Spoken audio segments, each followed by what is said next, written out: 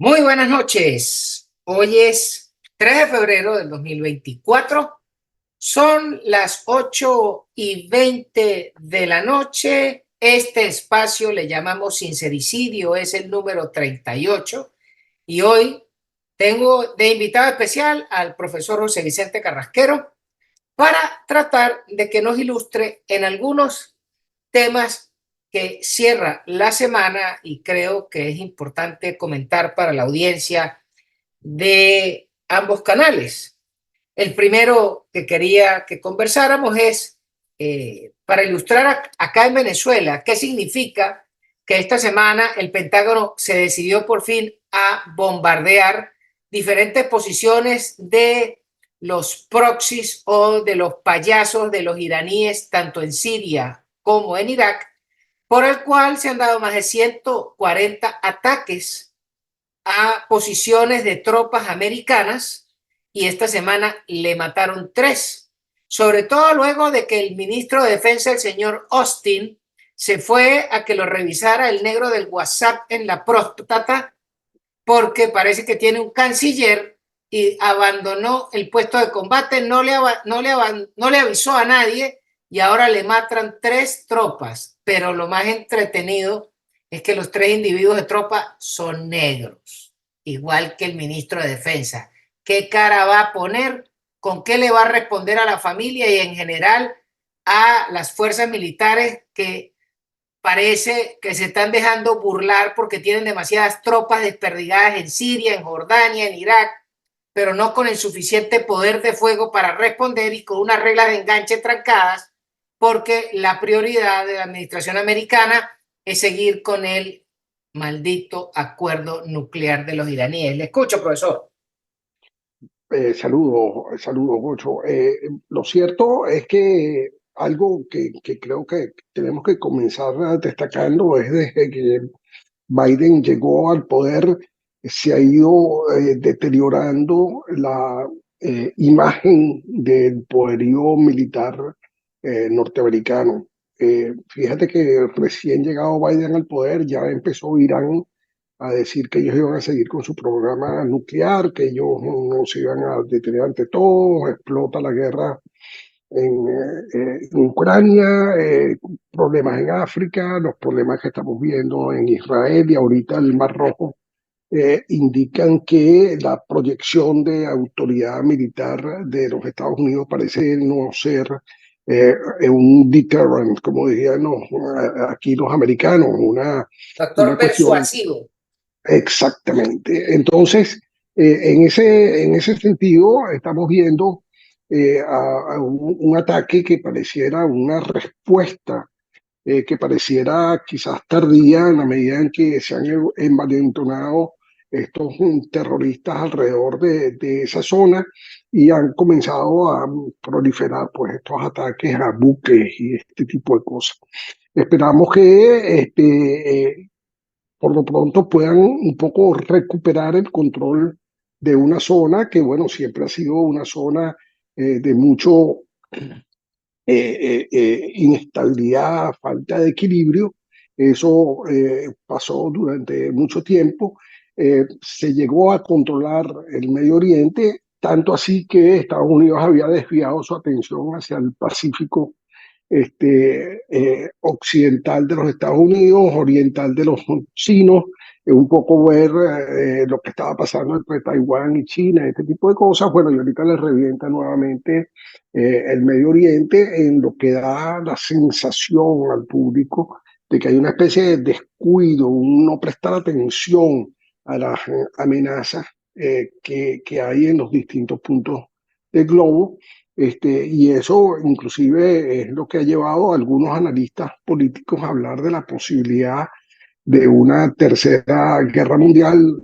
Dios nos libre de eso, yo no lo veo tan cercano, pero sin ánimo de cambiarte el tema, después podemos volver a ello. Eso hace match pues, con lo que está pasando en Texas y este encontronazo entre el gobernador de Texas y el presidente Biden, que promete, si sube de tono, llevar a un extremo la confrontación que actualmente se vive en Estados Unidos, entonces llegaríamos a lo que algunos llamarían la tormenta perfecta, ¿no? Un Estados Unidos dentro, muy polarizado, al borde de la desestabilización, confrontando este tipo de temas como los que estamos viendo en Siria, Irak, el Mar Rojo, serían una situación bastante delicada para los Estados Unidos.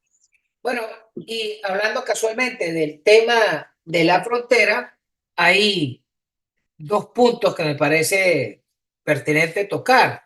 El primero es que la administración de Biden tiene centrado la coba de que no resuelven el problema de frontera porque no le han aprobado un paquete de leyes de migración para poder controlar el problema de la frontera. ¿Y cuál es el problema?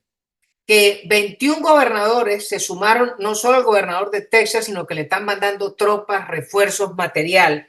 Pero además hay una declaración del senador Marco Rubio que dice que el que siga apoyando el cuento del acuerdo de frontera, bien sea o es un payaso de la administración de este presidente dormilón con el pintado de Chicago, o es un payaso de el señor Zelensky, porque lo que están buscando es mandarle más plata para Ucrania, pero metida en el mismo paquete de la aprobación del tema de la ley de frontera.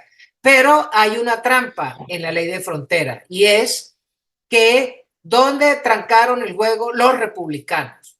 Resulta que en el paquete que están pasando están metiendo un adendum o un punto en letra chiquititica que dice que yo te complazco en todo lo que tú quieres para trancar la frontera, pero le vamos a dar la nacionalidad a 25 millones de inmigrantes ilegales que están aquí y de una vez hacer los electores. Y esos 25 millones de electores es una trampa macabra porque ahí no vuelven a ganar los republicanos más nunca, ahí no gana ni Dios, porque es la misma trampa que nos hizo la rata de Chávez a nosotros cuando le dio la cedulación con el cupo Cadivi antes del referéndum revocatorio. O sea que ese laboratorio social ya lo pasamos nosotros y usted, por lo visto, va para la misma novela. Es lo que pareciera que significa la trampa de ese paquete para la frontera. Le escucho. Bueno, y esto lo unimos, Ocho, con los 155 diputados demócratas que votaron en contra de hacer más severas las leyes contra los migrantes que cometen delitos en los Estados Unidos. Esto parece ser, como tú bien apuntas, parte de una agenda para ver cómo Carrizo hacen para llenarse de más votos. 25 millones de votos hay que ver de la cara. Eso evidentemente haría una diferencia gigantesca en el caso de los Estados Unidos. Y es un asunto que, por supuesto, ha puesto en alarma a los republicanos que se niegan a que este asunto salga adelante.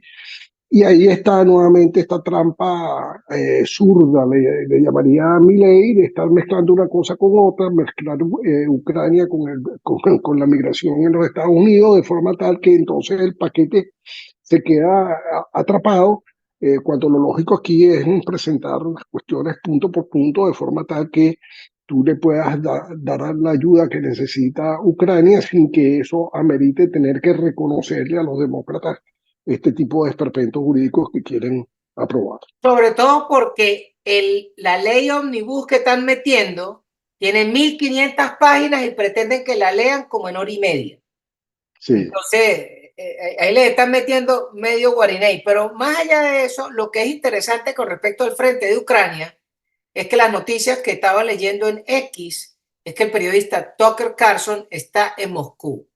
Y todo pinta de que el tipo se pudiera reunir con Putin, porque si fue y se reunió con Milei y lo vieron 420 millones de personas, si se reunió con Trump y lo vieron 87 millones de personas, en este momento que está ese tremendo chicharrón, además la rata de Vladimir, va para una reelección, tener al periodista que todo el mundo quiere ver entrevistando a este bicho, pudiera decir algunas verdades, porque ese bicho es un mentiroso patológico, pero pudiese decir algunas verdades que pudiera desnudar a los demócratas en la jugada que andan.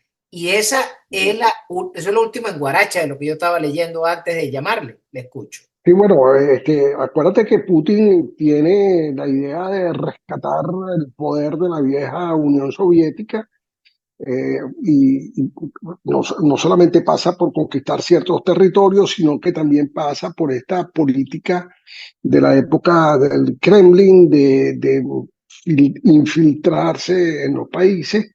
Casualmente salió el asunto de Cataluña, lo deja haber leído, donde se ha detectado la presencia, el contacto directo con Putin para ayudar en el asunto del tsunami, del referéndum separatista y todo este tipo de cosas. Eh, por supuesto, una entrevista de Tucker Carlson pondría a Putin en la estratosfera. Si vieron a Milei 400 y pico millones de personas, imagínate cuántos estarían viendo a Putin, lo cual no necesariamente es una aprobación de la política de Putin, pero sí saber en qué anda este tipo que, si evidentemente algo lo caracteriza, es la falta de escrúpulos típica de la izquierda mundial, ¿no? Está actuar sin ningún tipo de reparo, sin ningún tipo de decoro, sin que nada lo detenga con el solo hecho de buscar y alcanzar su objetivo. Bueno, y casualmente usted que tocaba el tema de Cataluña, hoy en España, o cerrando la semana, vemos que a la rata de Sanchinflas se le trancó el juego, se enredó en las trenzas de los zapatos y se fue de jeta, porque la forma en que pretendió meter de contrabando la ley de la amnistía, a petitorio de los sarnosos catalanes y los vascos, estos tipos pretendían que la ley de amnistía metieran los delitos políticos y metieran terrorismo y alta traición. Por supuesto, en el Parlamento Europeo le dijeron, amnistiar delitos de terrorismo y alta traición es básicamente disolver la Comunidad Europea. Es decir, le dijeron al PSOE, hagan lo que quieran, que aquí los vamos a matar y votaremos a España en la Comunidad Europea, pero aquí no se vistan que no van, al punto de que un juez corrupto que tiene un hijo metido en un chicharrón por violador y por amenazar, que se llama Conde Pumpido, su hijo está metido en tremendo lío y el tipo para salvarlo está tratando de complacer a Sanchinfla, pero el mismo Conde Pumpido le dijo a Sánchez, mire, cachetón, por aquí no se puede anotar porque la Unión Europea, la justicia europea lo va a matar porque eso es inaudito. Y entonces en una votación de esta semana los catalanes le votaron en contra. Así que todo pinta que en España van para elecciones en el verano para ver si logran agarrar a la gente cansada con el cuento de las boletas por correo, uno. Pero lo que sí es interesante es que en los próximos días hay elecciones en Galicia y ojalá y las ratas del PP, que son una cuerda de hipócritas, pierdan la mayoría absoluta y con los diputados que pueda meter Vox los sienten en la silla de pelo para que vean cómo es que se bate el chocolate, porque están muy mal acostumbrados los gallegos a jugar como una isla, pero ahora les toca meterse en el fardo, sobre todo que los izquierdosos del Benegas los tienen amenazados. Pero además de eso, paralelamente viene inmediatamente después la elección del Parlamento Europeo y probablemente una elección viene elección en Cataluña, Parlamento Europeo, y quizá ya Puigdemont consiguió lo que necesitaba para hacerse los votos en la elección de Cataluña y le va a decir a Sanchinflas, chao Cristina, le escucho. Sí, la situación de España es bastante deplorable, por decirlo menos. Ahora lo que se le ocurre a Sánchez es que si no puede pasar por la ley de amnistía, entonces modificó el Código Penal, ¿no? Es un asunto de quedarse en el poder por quedarse en el poder, que evidencia un problema de la Constitución española. Porque evidentemente sabemos que los gobiernos parlamentarios se forman a través de conseguir una mayoría que me haga presidente, pero eso no puede ser a costa de cualquier cosa. Y yo creo que esta exigencia de Puigdemont y esta blandura, si me perdonas la palabra, de Sánchez, ese deseo de quedarse en el poder de la forma que sea, está atentando contra España misma. España va a terminar siendo algo así como la República Multinacional de Iberia o algo así por el estilo, porque verdaderamente Una Este, balcanización del territorio. una balcanización de la península ibérica y yo estoy de acuerdo contigo que el PP no está haciendo, lo veo como jugando demasiado limpio contra unos tipos que están jugando sucio. Y yo creo que en la política el que juega limpio contra el que juega sucio siempre sale perdiendo. En Venezuela tenemos un posgrado sobre eso. Yo creo que el señor Feijóo tiene que empantanarse un poco y Sobre empezar a todo que jugar. tiene mayoría absoluta en el Senado. Era para que le hubiese pegado la puerta en la cara desde hace como 2 meses. Y le hubiese dicho, mire, Exactamente, cachetón, usted aquí no juega porque en el Senado no pasa ni una porque eso es ilegal. Porque además los informes de los letrados del Congreso dicen que la amnistía como está redactada es ilegal, es claro. inconstitucional. Entonces este Feijóo anda 2 pasos para adelante y 4 para atrás. Parece que está más pendiente de lo que le diga George Soros. Entonces eso es Sí, inaudito. básicamente estamos en presencia de un país desarrollado, España es un país desarrollado, con un output industrial importante, con el turismo como una de sus principales fuentes de financiamiento, pero al mismo tiempo lo estamos viendo con un gobierno tercermundista, con una práctica política tercermundista que puede hundir a España en, primero, la separación de la Unión Europea. Yo creo que eso sería bastante difícil, pero no improbable, pero segundo, en volver a esas trapisondas de estar de alguna manera legalizando la corrupción, legalizando el terrorismo, porque ahora resulta que hay terrorismo bueno y terrorismo malo. Por definición, el terrorismo es violatorio de los derechos humanos, por definición de terrorismo. Entonces, yo no, de verdad que no logro comprender qué es lo que pasa por la cabeza de Sánchez. Sí sé por qué lo hace, y lo hace porque se copió la tesis. Y cuando tú permites que un presidente siga siendo presidente después de haberse copiado la tesis, bueno, ya tienes un presidente ahí sin ningún Tipo de extremo fraude ético de arranque y no le importa llevarse lo que sea por delante. Pero para ir para saltamos adelante. el Va. charco y entonces nos venimos para acá y vemos que esta semana, pues todas las declaraciones pintan que la señora la tienen descalificada, la tienen fuera de juego. Es importante que ella ha seguido jugando. Creo que la oferta o la base más importante que ha puesto en mesa es que está preparando un conglomerado de más de 600.000 ciudadanos para ayudar a cuidar los votos a lo largo y ancho del país. Creo que esa es la única oferta positiva que le he escuchado en los últimos 2 meses, porque para todo lo demás existe Mastercard. O sea, no he visto una oferta que tenga carne. Eso es puro fideo con sal y agua. Ahí no hay presa. Y eso es triste. Y por último, para dejarle desarrollar el tema de la señora Machado, vemos que por internet, por los chats, llegó una foto de que ella hace un Zoom con un caucus de venezolanos en los Estados Unidos, pero la figura que aparece es el señor ministro de Economía de Carmona, que fue el mayor recogedor de real de los demócratas, que lo tenían candidateado para ser presidente del PIB y los republicanos le pegaron la puerta en la cara y resulta que ese es el bicho que aparece cabilleando para ella. Pero por favor, ¿cómo vas a cabillar tú con los demócratas cuando el juego lo tienes perdido con esos tipos? Y no están buscando jugar en otro estadio. Eso me da mala espina. Yo insisto, yo quiero que la señora pueda elegirse y pueda ganar y pueda ser presidente, pero deseos no preñan. Y la forma en que veo el juego, no le veo juego ganador, le escucho. Sí, fíjate, como tenemos tiempo que no hablamos, yo creo que es bueno que repasemos primero lo que ha pasado. En el acuerdo de Barbados, en lo no escrito, porque hay cosas que no aparecen en las escrituras, a lo mejor los escriben en unos borradores que andan por ahí, pero son acuerdos. Estaba acordado levantar la inhabilitación de la señora Machado. Estos tipos se hicieron los locos además con una sentencia panfletaria. Yo no sé de dónde sacaron a este juez Gil Melquiades, creo que se llama. Al tipo le tienen que haber regalado el título.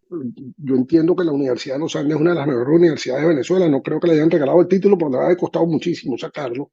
El panfleto que hacen es verdaderamente una porquería desde el punto de vista jurídico. Entonces, con esto ellos rompen el tratado de Barbados a ver si los gringos se tragan ese hueso.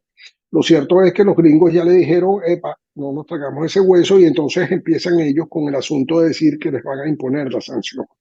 Y aquí yo rescato un poco la forma de hablar del finado William Lara, que cuando alguien decía algo en contra del partido, él decía que se había autoexcluido.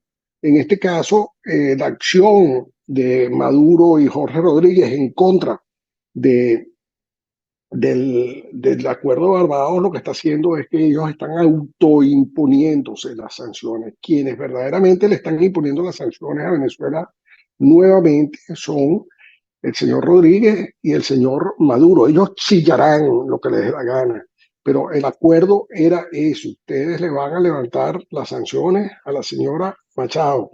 Y eso es lo que explica un poco esta reunión que dicen que hubo, no ha tenido mayores, esta semana, este fin de semana, entre el señor Juan González y el señor Jorge Rodríguez, que por cierto sale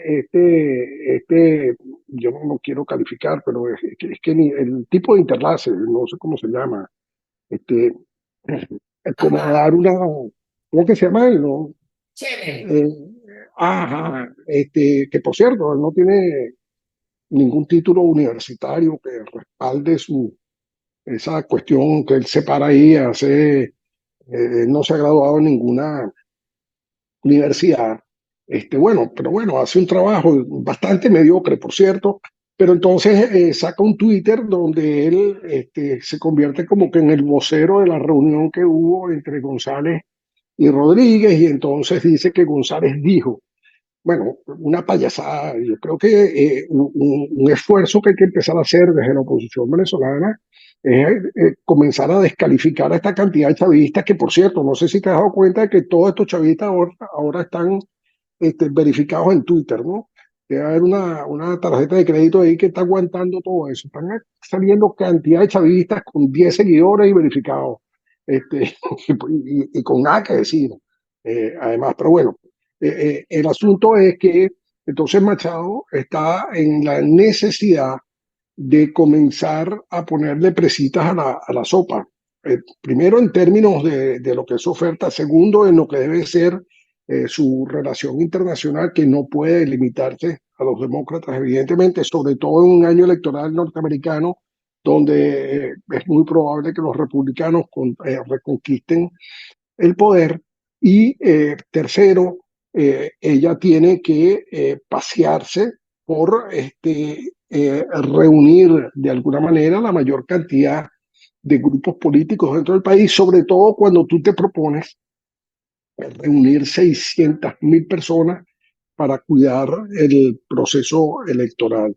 Estábamos hablando el otro día, Gocho, y tú me mencionaste que en los mejores tiempos de Acción Democrática habían 250.000 personas para encargarse del proceso electoral, y Acción Democrática era un partido poderoso, con fuerza. Oye, bueno, hay que verle la cara, ojalá lo logre.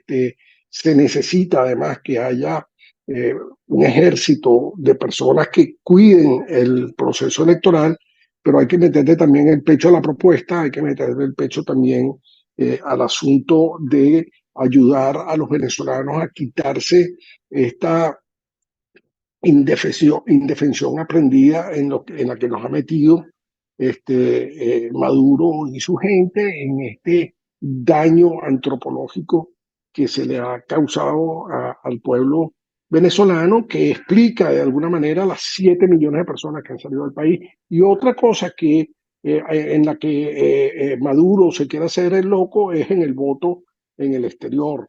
El CNE está obligado a activar el registro en Colombia y en España y bueno, en Estados Unidos ellos van a decir que no, pero bueno, en aquellos países donde haya una representación de Venezuela, tiene que haber una apertura del registro electoral.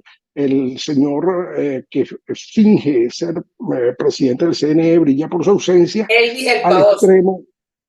Exactamente, a lo mejor andan uno de los jeeps de Siliberto por ahí dando vuelta por el país, Pero lo que sí es cierto es que nuevamente Rodríguez se vuelve a pasar la Constitución por el arco del triunfo, llamando a acordar un calendario electoral, cuando es un asunto de absoluta competencia del CNE, ¿no? Y salen, por supuesto,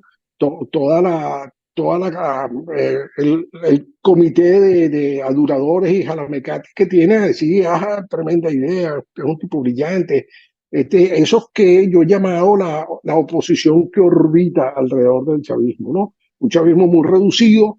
Por ahí acaba de salir una encuesta donde la popularidad de Maduro no llega al 20%. Y no puede ser de otra manera, porque estamos hablando del peor presidente de todos los tiempos. Desde que hay historia en Venezuela, nadie había sido tan incapaz, incompetente como Nicolás Maduro para conducir los destinos de un país.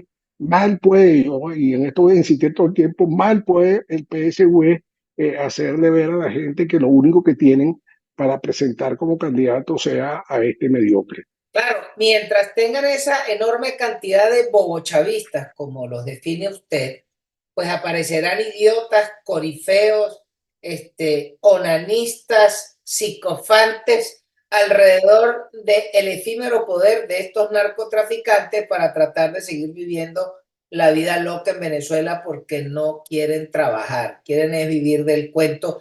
Y en eso vemos que se presta para eso la fe de cámaras del señor nuevo que pusieron, que es la misma vaina del Gusano y del Fernández y del otro, y el que está ahora, que es este señor Berutini, todos cortados con el mismo charapo.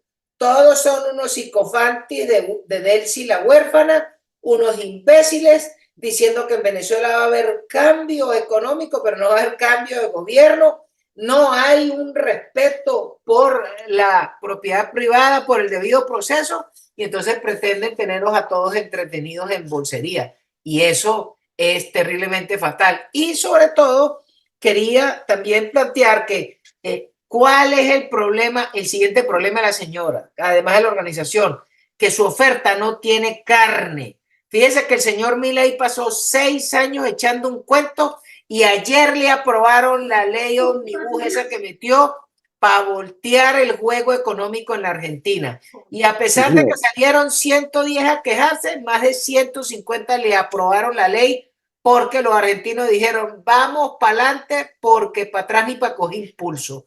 Tenemos que ver el país por el parabrisas y no por el retrovisor, pero es porque hay una oferta clara, que es respetar la propiedad privada, respetar la vida de las personas, el que comete delitos los tiene que pagar, tiene que cambiar el criterio judicial del zafaronismo, que primero están los derechos del delincuente y después los de la víctima. O sea, hay una oferta de 6 años y el tipo la está ejecutando. ¿Dónde está la oferta de la señora? Ese es Millantel. Le escucho. Claro. Eso era precisamente, yo creo que tú acabas de hacer una comparación exacta. ¿Cuál es mi propuesta de país? ¿Por qué yo debo liderar esto?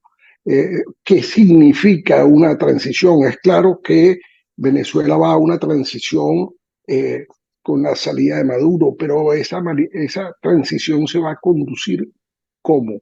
¿Qué es lo que vamos a poner sobre la mesa para superar esta condición en la que han sido sumergidos los venezolanos, donde 90% es la pobreza que hay en el país y donde la gente no puede comprar y donde se empeñan en hacer zonas que se ven bonitas y entonces quieren hacerle creer al resto de la gente que eso es igual en el resto del país cuando sabemos que las condiciones en el resto del país son bastante deplorables. Machado tiene que, por ejemplo, denunciar el terrorismo de Estado. En Venezuela en este momento hay terrorismo de Estado. ¿Qué vamos a hacer contra el terrorismo de Estado? ¿Qué va a hacer con respecto al desempleo?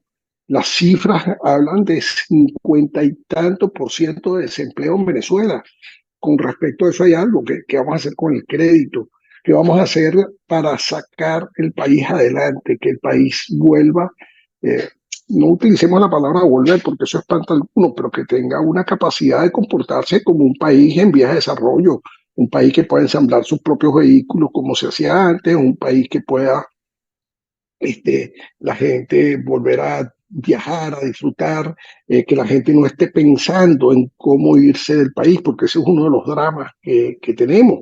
Por cierto, que por ahí salió la señora Delcy Rodríguez amenazando con que iban a parar el regreso de los venezolanos desde Estados Unidos, en una clara demostración de que a ellos los venezolanos no les importan para nada, porque bueno, esta gente que si las están devolviendo porque están retenidas en unas condiciones de personas presas y que lo mejor, la forma de liberarlas es que lleguen de nuevo a Venezuela y ellos debieran estar promoviendo eso, la mejor forma que tienen los Estados Unidos, y yo creo que es una diligencia que tenemos que hacer los venezolanos que estamos aquí, es explicarle tanto a los demócratas como a los republicanos que la mejor forma de detener la migración venezolana es sacando al chavismo del poder, y sacando al chavismo del poder, sí, por la vía del voto y por todas estas cosas, pero que hay que seguir ejerciendo una presión sobre esta gente que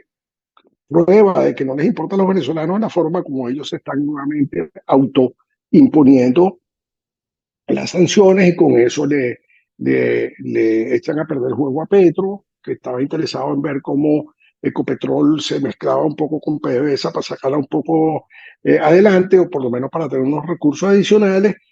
Estos señores quieren mantenerse en el poder a como de lugar, y la única forma es con lo que ellos han sabido hacer desde que Chávez llegó al poder, que es con la trampa, con el Terror, engaño, con el impunidad. terror. Sí, sí, sí, Bueno, señor. pero antes de que se nos vaya acabando el tiempo, yo creo que es importante decirle a la audiencia que hay oferta electoral que se puede ejecutar de forma barata, porque lo que hay que tener es la voluntad política. Y cuando digo Sí, barato, señor. ¿por qué? Porque hay una oferta política que requiere inversión, pero es que hay una oferta política que lo que requiere es decisión. Por ejemplo, Exactamente. hay que cambiar la condición de la propiedad y de la tierra, y que tú puedas registrar lo que es tuyo y que lo puedas explotar, y que seas dueño del subsuelo. Hay que cambiar eso, y eso es una oferta que lo único que requiere es la firma de un decreto y una propuesta de ley, porque eso hay que cambiarlo. El país no va a poder avanzar si no cambiamos las condiciones de la propiedad. Y eso sale barato, porque eso es una hoja que usted la firma. Lo importante es tener la voluntad y la decisión de ejecutarla, por eso lo que requiere es decisión política. Punto uno. Punto dos, que también le sale barato, la capacidad de que cada ciudadano pueda andar armado para defenderse del AMPA y de los bandidos. Porque al día de hoy en Venezuela, el más pintado tiene un revólver que le dejó el abuelo de herencia, con unas 5 balas. Pero yo me acuerdo que el comisario Simonovic en algún momento dio una declaración, por allá como por el año 2002, que él decía que en Venezuela había más de 5,5 millones de armas registradas, y que se calculaba que habían como 8 millones de armas en manos de los ciudadanos. No estoy hablando de los malandros, sino de todos. Bueno, pero si usted cambia la condición legal y cada quien anda armado, se acaban los índices de AMPA como a la mitad, porque mono no carga a su hijo, y eso sale barato, porque eso es firmar un decreto, porque eso es decisión. Lo Sí, tercero señor. que tiene que plantearse es el respeto a los contratos, y lo otro que requiere voluntad política es la privatización y la desestatización de tantas actividades comerciales en manos del Estado, y que se encarguen los políticos para que te las quites del presupuesto y puedas pagar mejor a los maestros y los enfermeros. Y eso sale barato. Eso es lo que requiere es talento, echar el cuento y venderlo. Nos quedan 2 minutos, Sí, profesor, le escucho. bueno, y para cerrar, habría mucho interés, pero para que haya interés en Venezuela, tenemos que tener un Tribunal Supremo de Justicia que no esté presidido por la prima Lili Monster. Tenemos que tener un Tribunal de Justicia que sea garante de la propiedad privada, garante de los contratos, garante de que la gente, si va a hacer negocios en Venezuela, va a encontrar un marco legal que responda por él. Y hay un punto que es el elefante en la vidriera, que es cuál es su visión con respecto a las fuerzas hambriadas. Tiene que ponerles un bozal y parar la mamadera de gallo y los militares para los cuarteles y defender la soberanía, pero eso requiere voluntad política y además una visión clara y decirlo. Y creo que ahí está faltando. Nos queda un minuto, profesor. No sé si viste la cuña de la caja de ahorro de las Fuerzas Armadas ofreciendo vehículos con una inicial del 50% y el otro 50% financiado. Y yo, la primera pregunta que me hice es, bueno, ¿cuánto gana un general para comprar una camioneta Toyota con el 50% de inicial? Una camioneta Toyota, yo me imagino que no cuesta menos de 50, $60,000, ¿no? ¿De dónde saca un general No, una 30 camioneta en mil dólares? Venezuela vale más de $100,000. O sea que el tipo tendría que Bueno, tener 50,000 en la chácara para darlo de cuota inicial. pero Explico. del salario no va a salir. Bueno, ese es el tipo de cosas que la impunidad ha permitido que todos estos sinvergüenzas hagan lo que les dé la gana y nos destruyan el país. Y creo que sobre esas cosas tiene que hablar la señora. Profesor, para despedirnos, 30 segundos. No, no, recibe un abrazo. Qué bueno que hemos retomado la comunicación y esperamos que sigamos adelante, Gocho. Saludos, profesor. Nos Un estamos abrazo. conversando. Un abrazo.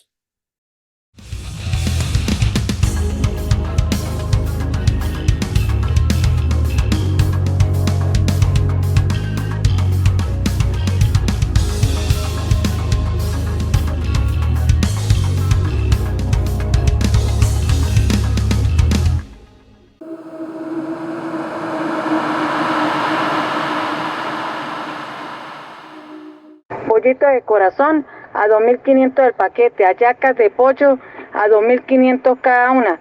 A la orden los bollitos de mazorca a 2.500 el paquete, bollito de corazón a 2.500 el paquete, hallacas de pollo a 2.500 cada una.